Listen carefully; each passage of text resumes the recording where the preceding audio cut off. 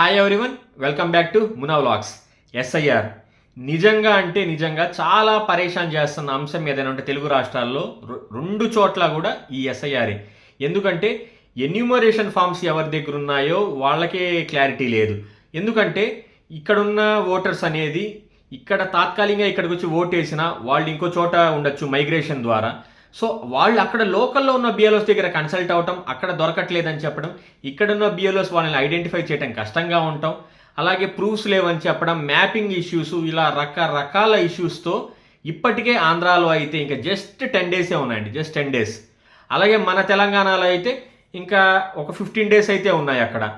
కానీ time extend చేస్తామని మాత్రం ఎక్కడ ఈ సెంట్రల్ ఎలక్షన్ కమిషన్ అయితే చెప్పడం లేదు, ఎలక్షన్ కమిషన్ ఆఫ్ ఇండియా మటుకు. ఎందుకంటే ఫేజ్ 1 ఫేజ్ 2లో ఎక్కడ ఎవరికీ టైం ఎక్స్టెండ్ చేయలేదు. ఈవెన్ అక్కడ ఎలక్షన్స్ జరుగుతున్నా కూడా.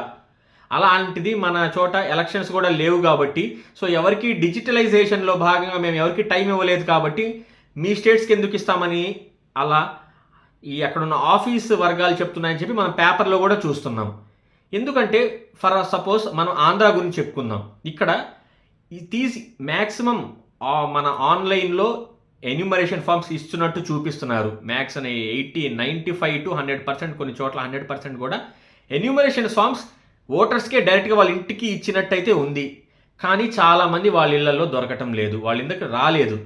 దానికి రీజన్ కూడాను ఏంటంటే ఈ బిఎల్ఏస్ అంటే పొలిటికల్ పార్టీస్తోనే వీళ్ళు తిరుగుతూ ఇవ్వాల్సిన పరిస్థితి మన ఆంధ్రాలో కానీ తెలంగాణలో కానీ ఖచ్చితంగా ఉంది. ఎందుకంటే ఓట్ తీసేస్తారు అని చెప్పి ఒక బ్యాడ్ ప్రాపగండా ఇండియా మొత్తం నడుస్తున్నప్పుడు, సో ఎవరైనా పొలిటికల్ పార్టీస్ వాళ్ళ ఓట్స్ని దాచుకోవటానికే లేదంటే ప్రిజర్వ్ చేసుకోవటానికే చూస్తారు. అలాంటప్పుడు ఈ ఎన్యూమరేషన్ ఫామ్స్ వెళ్ళటం చాలా లేట్ అవుతుంది.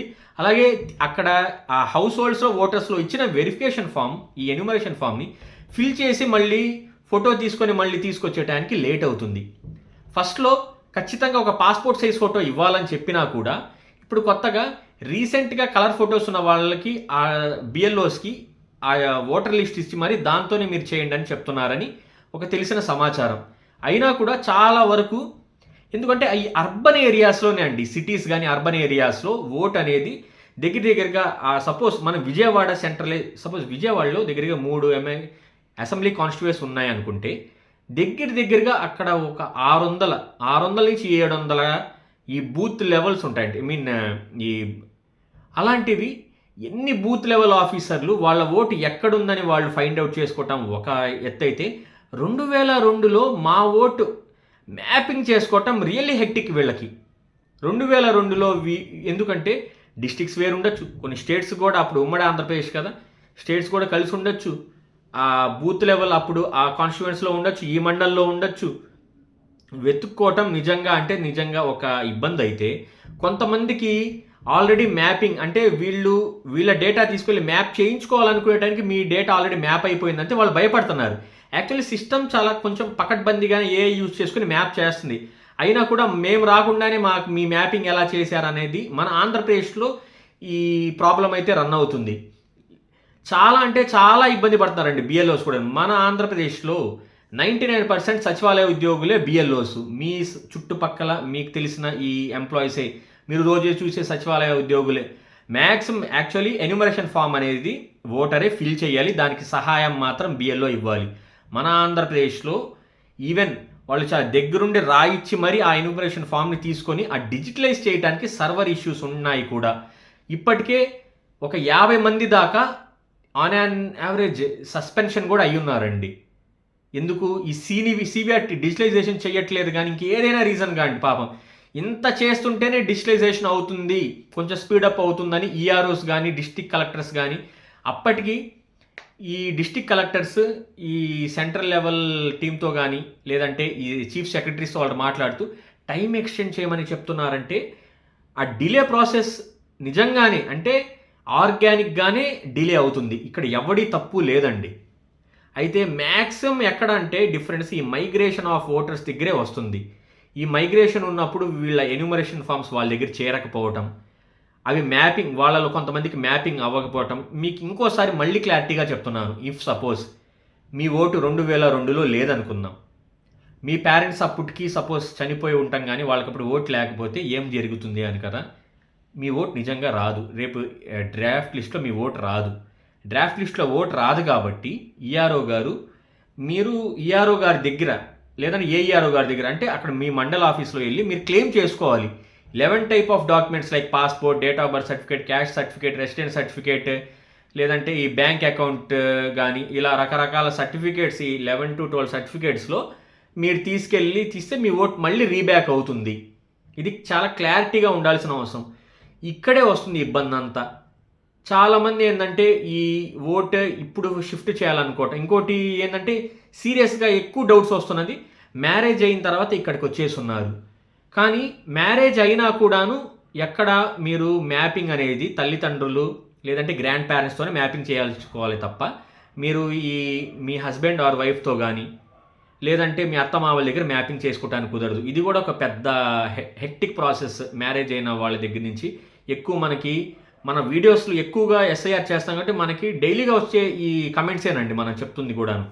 ఇలాగే ఇప్పుడు తెలంగాణ ఒకసారి మాట్లాడుకుందాం. తెలంగాణలో ఏంటంటే అక్కడ టీచర్స్ కానీ అంగన్వాడీ వర్కర్స్ కానీ వీళ్ళైతే బిఎల్ఓస్గా వర్క్ చేస్తున్నారు.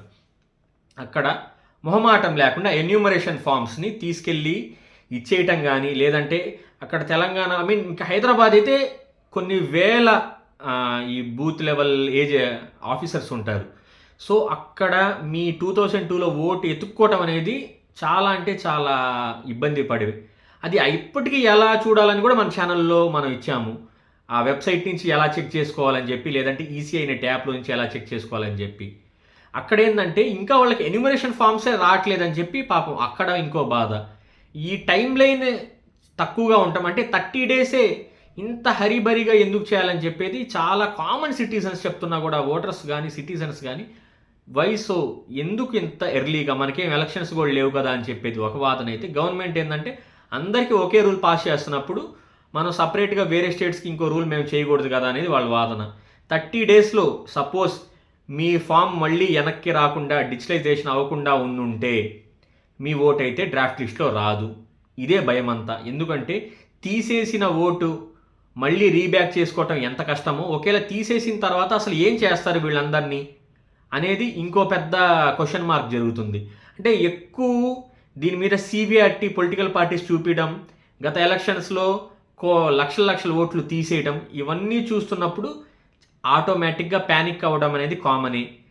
ఇలాంటి సందర్భంలో టైం ఎక్స్టెండ్ చేయటం అనేది మన ఓన్లీ బూత్ లెవెల్ ఆఫీసర్ మీద నెట్టేయటం కూడా కరెక్ట్ కాదండి. వాళ్ళు చేయట్లేదని పేపర్లో అడ్వర్స్ న్యూస్ వస్తున్నా కూడాను వాళ్ళు ఎంత చేయగలిగారో పాపం అంతా చేస్తున్నారు. అసలు సాటర్డే సండే అని లేదు, అసలు ప్రతిరోజు నైట్ కూడా, ఈ టైం కూడా నేను ఇప్పుడు నైట్ వీడియో చేస్తున్నాను, ఈ టైంకి కూడాను నాకు తెలిసిన చాలామంది బిఎల్ఓలు వాళ్ళ ఆఫీస్లో కూడా డిజిటలైజేషన్ చేస్తున్నారు. ఈ జోక్ అయితే కాదండి, అందరూ కష్టపడుతున్నారు. కాబట్టి ఖచ్చితంగా మీ ఊర్లో మీ ఎన్యూమరేషన్ ఫామ్స్ విలేజ్ లెవెల్లో కొంచెం చాలా వరకు ఈజీ అండి. కానీ ఈ అర్బన్ ఏరియాస్లో మీ బూత్ లెవెల్ ఏజెంట్స్ కానీ అక్కడ ఇంకా పొలిటికల్ పార్టీస్ యాక్టివ్గా ఉన్నాయి కాబట్టి అక్కడున్న వాళ్ళతో కూడా, లేదంటే ఆంధ్రప్రదేశ్లో అయితే సచివాలయమేనండి డైరెక్ట్గా కొంచెం ఓపిక తీసుకొని నో యువర్ బిఎల్ఓ అని ఉంటుంది ఈసీఐ అనే ట్యాప్లో కానీ లేదంటే ఎలక్షన్ కమిషన్ ఆఫ్ ఇండియా సర్వర్లో కానీ, అక్కడి నుంచి కూడాను మీ ఎన్యూమరేషన్ ఫామ్ ఎవరికి వస్తుంది, ఇది చాలా చక్కని చిట్కా. ఇది యూజ్ చేసుకొని బిఎల్ఓ నెంబర్ వస్తుంది, బిఎల్ఓ నెంబర్ ఫోన్ చేసి మీ ఎన్యూమరేషన్ ఫామ్ తీసుకోండి. ఇది ఎందుకంటే 2024 ఎక్కడైతే ఎలక్షన్లో మీరు ఓటు వేశారో అక్కడే మీ ఓటు ఉంటుంది. మీరు అటు ఇటు తిరగాల్సిన పని లేదు. మధ్యలో మీరు షిఫ్ట్ అయినా కూడా 2024 ఎలక్షన్లో మీరు ఎక్కడ ఓటు వేశారో అక్కడే మీ ఓటు ఉంటుంది, అక్కడే మీ ఎన్యూమరేషన్ ఫామ్ ఉంటుంది. ఇది మిస్ చేసుకోవద్దు. ఓటు అనేది చాలా కీలకం. చాలా అంటే చాలా తక్కువ టైం ఉంది కాబట్టి అటు బిఎల్ఓస్ కూడా పాపం అహర్నిశలు వాళ్ళు కష్టపడి సస్పెన్షన్లు తీసుకుంటున్నా కూడా, మానసిక ఒత్తిడితో చనిపోతున్నా కూడా పాపం ఈ సర్వే ఏకధాటిగా కంటిన్యూస్గా చేస్తున్నారు. వాళ్ళకి మీరు హెల్ప్ చేయండి. మీ ఓటుని కూడాను కావాల్సిన డాక్యుమెంట్స్ తీసుకొని కొంచెం కష్టపడాలి, తప్పదండి. మన ఓటు మనకు కావాలంటే ఒక 2-3 రోజులైనా ఆఫీస్ చుట్టూ తిరిగైనా మీ ఎన్యూమరేషన్ ఫామ్ని మీరు కంప్లీట్ చేసి ఎలాగైనా ఇన్సైన్ ఇచ్చేస్తే ఇంకా డిజిటలైజేషన్ చేసుకునే వాళ్ళ పద్ధతి అయితే రాత్రి 1 గంటకు చేస్తారు, 2 గంటకు చేస్తారని పాప ఎంప్లాయీస్ వాళ్ళు కష్టపడైతే 100% డిజిటలైజేషన్ చేస్తారు. టైం ఎక్స్టెండ్ ఇచ్చినా చేయకపోయినా టైం ఎక్స్టెండ్ చేయాలని మనం కూడా కోరుకుంటున్నాం. అలాగే ఇంకా ఈ ఓటర్ రిలేటెడ్ కానీ ఎస్ఐఆర్ రిలేటెడ్ కానీ ఏదైనా డౌట్ ఉంటే మన ఛానల్లో చాలా వీడియోస్ ఉన్నాయి, మొత్తం ఒకసారి చెక్ చేయండి. ఇంకా ఏదైనా డౌట్ ఉంటే ఈ వీడియో కింద కమెంట్స్లో చెప్పండి. ఈ వీడియో మీకు నచ్చితే లైక్ చేయండి, షేర్ చేయండి. కొత్తగా మన ఛానల్కి వచ్చారా అలా అయితే సబ్స్క్రైబ్ చేయటం మాత్రం మర్చిపోవద్దు.